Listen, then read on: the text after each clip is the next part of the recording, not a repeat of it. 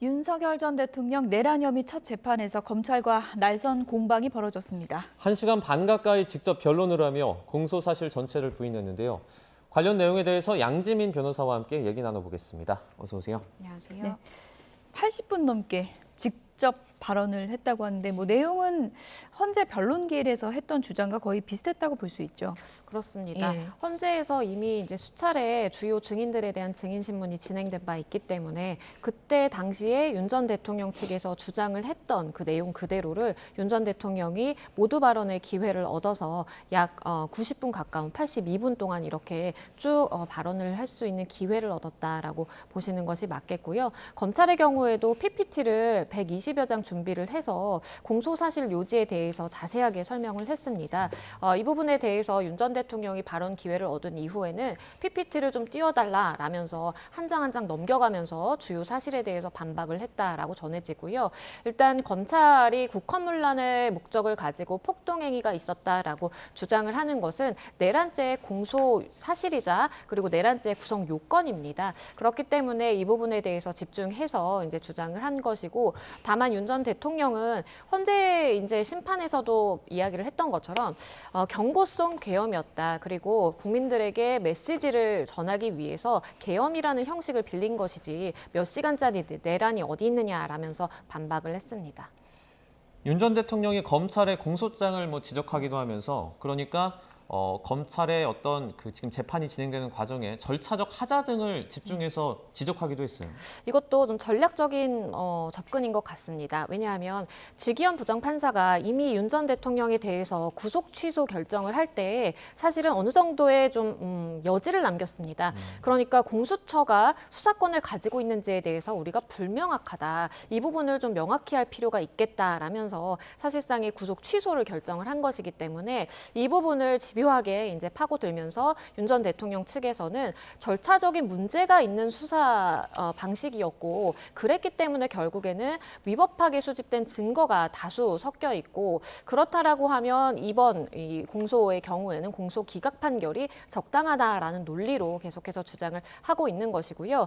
윤 전 대통령의 구체적인 이 워딩으로는 어떤 로직에 의해서 이렇게 내란죄가 된다라는 것이 본인은 인정이 되지 않는다라고 이야기를 했습니다. 그러면서 증거 관계들도 공수처, 경찰 그리고 군검찰이 수사를 한 것을 그냥 나열식으로 늘어놓으면서 난삽하다라는 좀 표현까지 사용을 예. 했거든요. 네. 그만큼 절차적으로 계속해서 문제 제기는 앞으로도 이어질 것으로 보입니다. 그 전에도 이제 이런 주장을 변호인 측을 통해서 이제 계속했었고, 26년간의 그 본인의 경력도 내세우고, 어떻게 보면은 이제 법조인으로서의 이런 절차적 하자를 앞으로 계속해서 중점적으로 부각하겠다, 이런 전략을 드러냈다고 볼 수 있는 거겠죠. 그렇죠. 예. 왜냐하면 지기현 판사도 이 부분에 대한 명확성에 대한 강조가 한 번 있었던 만큼 윤 전 대통령 입장에서는 이렇게 절차적으로 문제를 제기하는 것이 사실상 이러한 사실관계 하나하나 다투는 것보다 더 효율적인 전략일 수 있겠다라고 판단을 한 것으로 보입니다.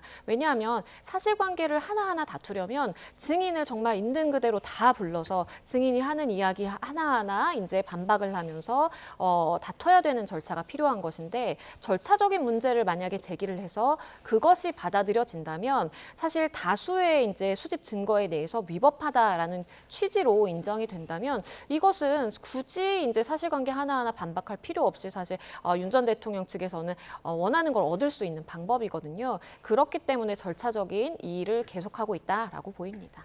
증인 얘기를 해주셔서 헌법재판소 헌재 판결에서는 16명의 증인을 부르지 않았습니까? 그런데 이번에는 지금 증인 신청만 500명이 넘는다 그래요.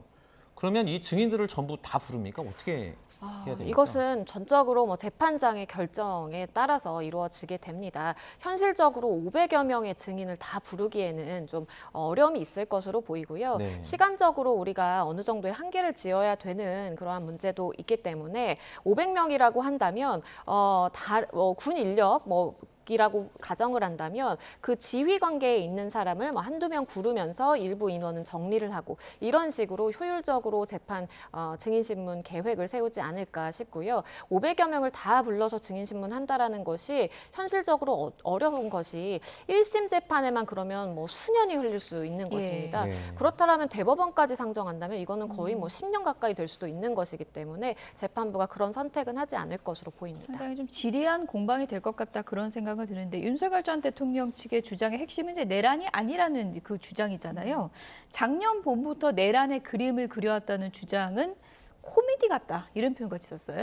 그렇습니다. 그러니까 본인은 그만큼 과거 노태우 전 대통령이라든지 뭐 전두환 전 대통령 시절의 계엄과 본인의 계엄을 비교를 하면서 나는 국회가 해제를 요구했을 때 즉각적으로 계엄 해제를 선포를 했고 그리고 시간상으로 봤을 때 몇 시간밖에 되지 않기 때문에 이것은 정말 경고성으로 내가 즉흥적으로 이렇게 내린 것이지 뭔가 내가 계획을 해서 계엄 선포를 통해 국회를 봉쇄하고 일부 정치인이라든지 뭐 체포를 하겠다 이런 계획을 세우지는 않았다라는 취지로 이제 주장을 한 것이고요. 검찰 측에서는 꾸준히 계엄에 대한 계획이 있었다라고 주장을 했는데 그 부분에 대한 반박으로서 작년 봄부터 내가 내란이라든지 뭐 계엄에 대해서 계획했다라는 것은 코미디다라고 지적을 했습니다. 그러니까 이번 뭐 재판이 이제 앞으로 계속 진행이 되겠지만 핵심적인 줄기라고 하면은 이제 윤석열 전 대통령 측에서는 이 계엄의 고의성이 없었다 이 부분을 입증하려고 계속 노력을 하겠군요. 맞습니다. 예. 그러니까 계엄이라는 것, 그러니까 지금 형사 재판이기 때문에 결국 내란죄의 우두머리 혐의를 받고 있는 것이고 내란죄의 경우에는 성립하기 위해서는 국헌문란의 목적이 있어야 됩니다. 국헌문란이라고 할 정도면 정말 국회를 봉쇄한다라든지 의원들의 정치 활동을 못하게 한다라든지 아니면 아무런 죄 없는 뭐 정치인들을 체포한다라든지 이것이 이제 국헌문란의 목적이 되겠죠. 예. 그렇기 때문에 그러한 나의 고의성을 부인하기 위해서 봉쇄라든지 뭐 체포라든지 이런 계획은 전혀 없었고 당시에 이제 정치적인 상황이라든지 국정 운영이 어려웠던 부분에 대해서 내가 경고를 하기 위해서 계엄의 형식을 빌린 것이다라는 주장을 계속해서 하는 것이고요. 이러한 주장이 형사 재판에는 일부 굳이 헌재의 재판과 비교를 하자면 유효한 측면도 있습니다. 왜냐하면 형사재판의 경우에는 헌재의 심판과 다르게 그러한 유죄 입증을 위한 증명력의 수준이 훨씬 더 높기 때문에 그러한 고의성을 부인하고 더불어서 폭동행위는 전혀 없었다라는 이런 두 가지의 전략 방향으로 가면서 본인의 죄를 결국에는 이제 무죄다라고 주장을 하는 것으로 보입니다.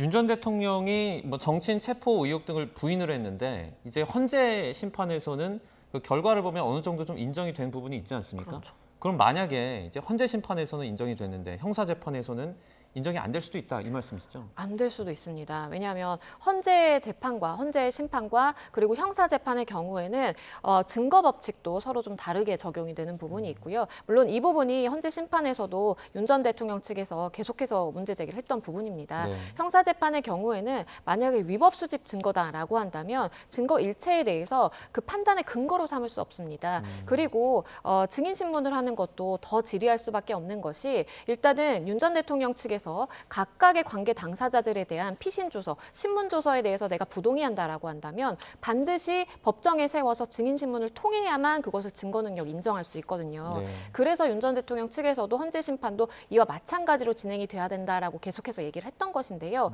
물론 이러한 절차적인 문제를 다 거쳐서 결국에는 사실관계 인정이 헌재와 동일하게 될 가능성도 있지만 일부 가능성은 헌재와 요구하는 증명력의 차원이 다르기 때문에 네. 형사 재판에서는 조금 다른 결론이 나올 가능성도 여전히 열려 있습니다. 네. 헌재에서 이미 내놓은 결론이 어떻습니까? 형사 재판에도 좀 쓰이는 거예요? 차용이 되는 거예요? 만약에 검찰 측이나 아니면 윤 전 대통령 측에서 헌재 심판의 기록이라든지 아니면 판단의 증거를 증거의 일부로 제출할 수는 있습니다. 하지만 제출한다라고 해서 그것에 대해서 증거로 채택할지 여부는 전적으로 또 재판부가 결정을 해야 될 문제이고요. 아마 윤 전 대통령 입장에서는 헌재의 심판이 유리하게 나온 것이 하나도 없기 때문에 증거 신청할 가능성은 낮아 보여요. 하지만 검찰 입장에서는 헌재가 공무원인 윤 전 대통령을 파면에 이른다는 그 결정을 하는 데 있어서 이렇게 사실관계를 인정했다, 이런 증거들을 인정했다라는 식으로 추가적인 증거 제출할 가능성은 있어 보입니다. 네. 어제 증인으로 조성현 단장이나 이제 김영기 대대장이 나와서 의원들을 끌어내라는 제시가 있었다라는 증언을 했습니다. 그런데 윤 전 대통령이 이런 논리를 폈어요. 그러니까 자신이 아니라 자신이 지시했던 상관에게 다시 지시를 받았기 때문에 애초에 자기가 했던 지시와는 조금 의미가 달라졌을 수 있다라는 논리인 것 같아요. 그러니까 윤 전 대통령도 법조인 출신이기 때문에 어떠한 부분을 지적을 해야 되는지를 정확하게 알고 있습니다. 네. 사실 이 부분도 재판부가 재판을 하면서 반드시 짚고 넘어가야 되는 부분이에요. 예. 왜냐하면 조성현 단장이라든지 김영기 대대장이 들었다. 정치인을 체포하라 아니면 국회를 봉쇄하라라는 작전, 그러니까 들어가서 의원들을 끌고 나와라라는 지시를 받았다라고 했는데 결국에는 들었다. 그런 말을 했다라고 하는 사람이 이진우 전 사령관과 이상현 여단장이었거든요. 그러니까 윤 전 대통령 입에서 직접 그러한 이야기를 들은 사람은 없는 것입니다. 네. 그래서 윤 전 대통령 측에서는 본인과의 연결고리를 차단하기 위해서 그러한 주장을 한 것이고요. 다만 그렇다라고 해서 이러한 증인들의 증언이 전혀 쓸모없는 것이냐, 그건 아니고요. 재판부에서 그럼 그 사이에 있는 이진우 사령관이라든지 이상현 여단장을 또 증인으로 불러서 신문을 하면 되는 것입니다. 네. 그래서 쭉쭉 타고 올라가서 누구의 입으로부터 본인은 그런 이야기를 들었느냐라고 하다 보면 만약에 이제 윤 전 대통령이라는 이름이 나온다라면 그때에는 이 연결 관계를 인정할 수 있게 되는 것입니다. 예. 일단 뭐 재판은 증인 수만 봐도 지금 상당히 좀 길어질 것 같다 그런 생각은 들고 이제 수사 얘기도 좀 해보면 일단 불소추 특권이 이제 파면으로 사라진 것이기 때문에 추가 소환 조사가 이제 곧 이루어질 수 있다 이런 얘기도 있더라고요. 그렇습니다. 추가적으로 소환 조사가 있어야 될 필요성이 인정이 됩니다. 왜냐하면 지금 현직 대통령 신분일 경우에는 내란죄라든지 외환죄를 제외하고는 소추되지 않는 불소추 특권이 있지만 지금은 파면이 된 이후에 이제 자연인 신분이기 때문에 공무집행, 특수 공무집행 방해라든지 아니면 뭐 다른 여타의 뭐 명태균이라든지 이런 의혹에 대해서 예. 추가적으로 소환 조사 내지는 조사의 필요성이 있는 것이거든요. 그렇기 때문에 일단 수사기관에서도 곧 소환 통보를 하게 될 것으로 보이고요. 물론 본인이 이제 재판에 출석해야 되고 이런 일정들을 들어서 일정을 일부 좀 연기를 할 수는 있겠지만 그렇다라고 이걸 아예 무시하고 나가지 않아도 되느냐라고 한다면 지금은 그럴 수는 없는 상황으로 보입니다. 윤 전 대통령이 애초에 그러니까 그 계엄 이후에 뭐 서면 조사나 출석 요구를 좀 거부하는 장면이 있었거든요. 그러면 지금은 이제 전 대통령 신분이라서 실제 체포영장을 뭐 신청한다든지 구금한다든지 이런 것도 가능합니까?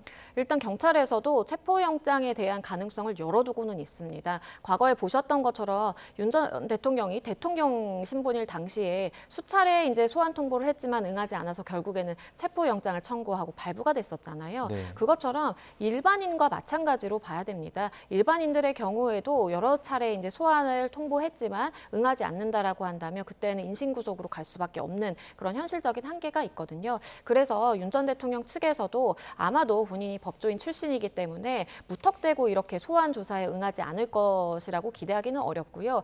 가긴 가겠지만 다만 재판 일정이라든지 여러 가지 사유를 들어서 조금 일정을 연기할 가능성은 좀 있겠다라고 보입니다. 네. 끝으로 관심을 모은 사건 사고 한 가지 좀 얘기를 해봤으면 좋을 것 같습니다. 방송인 박나래 씨 자택에 도둑이 들었다 이 기사가 나와서 많은 분들이 이제 궁금해했었는데 절도범이 붙잡혔는데 전과가 있다고 그러더라고요. 그렇습니다. 예. 이 지난 7일에 박나래 씨가 이러한 절도 사실에 대해서 인지를 하고 바로 신고를 했어요. 예. 경찰이 수사를 해봤더니요. 이미 지난달에 이 박나래 씨 자택이 있는 그 인근에서 절도 행각을 벌였던 사람입니다. 그래서 이미 경찰에서 용의선상에 두고 추적을 하고 있던 인물이었어요. 그런데 동일범의 송행으로 보인다라고 해서 법원으로부터 체포영장을 발부받아서 예. 10일에 이 사람에 대해서 체포를 했고요. 그리고 구속영장을 신청했는데 법원이 도주 우려라든지 아니면 증거인멸 우려가 있다라고 해서 구속영장이 결국엔 발부된 사람이고요. 그리고 전과 조사를 해봤더니 과거에 이미 절도로 수차례 전과가 있는 그런 사람이었습니다. 이 절도범이 그 물건을 훔쳐서 이번에 작물로 내놨다 그래요. 그러면은 그냥 절도죄에 더하기 더 추가적인 이 작물죄가 추가가 됩니까? 일단은 작물의 경우에는 미수범을 처벌하지는 않습니다. 그런데 이제 이거를 팔아 넘기기 위한 목적을 가지고 작물업자에게 내놨던 것으로 보여요. 네. 그래서 이것은 절도죄를 처벌을 받으면서 그리고 절도도 지금 상습절도로 볼 여지도 있거든요. 네. 다른 집도 이렇게 절도를 했기 때문에 그래서 절도로 처벌을 받으면서 양형에 고려될 이제 요소다라고 보이고요. 이렇게 일반적으로 뭐 누군가가 놓고 간 물건이라든지 아니면 방치된 물건이라든지 이런 부분을 절도하는 것보다 이렇게 자택에 들어가서 하는 침입 절도의 경우에는 양형에 있어서도 굉장히 불리하거든요. 예. 또 전과도 있기 때문에 중형 선고가 불가피해 보입니다. 굉장히 네. 이제 계획적인 범행일 수 있다 이런 얘기도 많이 나오더라고요. 그렇죠. 예. 이 일대가 다 주택가입니다. 예. 그러니까 아파트가 없이 이렇게 단독으로 주택들이 많이 있는 곳이기 때문에 이전에 절도 행각을 벌였던 그 집에도 유리창문을 열고 들어가서 마치 외부에 침입이 없는 것처럼 그렇게 꾸며서 들어간 소행이 밝혀졌었는데 박나래 씨의 자택에도 역시나 어떤 문을 이제 부수고 들어간다라든지 이게 아니라 문이 열려 있는 곳만 이렇게 노려서 주로 절도를 예. 했다라고 하고요. 그러니까 침입 흔적도 없었다고 했잖아요. 맞습니다. 예. 그래서 외부로부터 침입 흔적이 없었고 예. 박나래 씨의 집에 이제 CCTV가 또 없다 보니까 예. 이게 내부인의 소행 아니냐라는 또 이야기도 있었습니다. 그 처음에 지인 소행이 아니냐라는 그런 의혹이 나왔어요. 그래서 실제 그 온라인 어떤 유튜브 콘텐츠 같은 곳에 많은 영상들이 올라왔거든요. 이런 부분도 사실 뭐 가짜 뉴스로 많이 퍼지고 있는데 좀 문제가 있는 부분이지 않습니까? 그렇죠. 왜냐하면 이게 외부 침입 흔적이 없다라고 처음에 알려지다 보니까 그러면 박나래 씨의 경우에는 본인의 집에 지인들을 자주 초대해서 이런 이제 술자리라든지 갖기로 유명한 사람이기 때문에 네. 아마도 지인 중이다. 그리고 예. 지인 중에는 누군가가 했을 것이다라면서 특정인의 이름이 굉장히 많이 거론이 됐습니다. 네. 그래서 이것이 가짜 뉴스임에도 불구하고 마치 사실처럼 부풀려져서 예. 일부 보도가 나오기도 했어요. 이것은 명백하게 이제 가짜 뉴스로 볼 수 있는 것이고 일반적으로 우리가 법적인 책임을 묻고자 한다면 허위 사실 유포에 의한 명예훼손으로 생각을 해볼 수 있습니다. 예. 그리고 본인은 얼마나 상처를 받았겠습니까? 그렇습니다. 예. 둘이 굉장히 이제 절친한 사이로 알려졌었는데 절도에 이제 용의자로 지목을 받다 보니까 두 사람 모두 굉장히 좀 마음고생이 있었다라고 하고요. 일반적으로 이렇게 대면에서 우리가 명예훼손을 하는 것보다 그러니까 온라인상에 이렇게 정보통신망을 통해서 유포하게 되는 경우에는 최대 7년까지 가능하거든요. 예. 네. 그렇기 때문에 굉장히 주의를 해야 되겠습니다. 네, 박나래 씨 측에서도 이런 사실이 아닌 루머들 좀 끊임없이 확산하는 거 자제해달라 이런 입장을 밝혔다는 점을 다시 한번 말씀드리고요.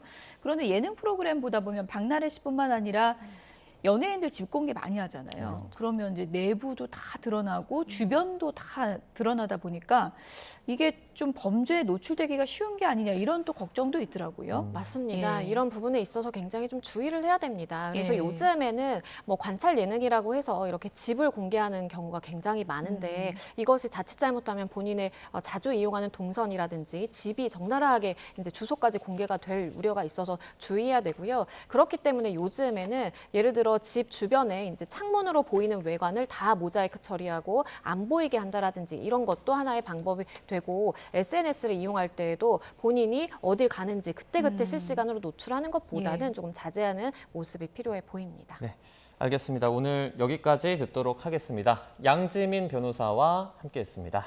고맙습니다. 감사합니다.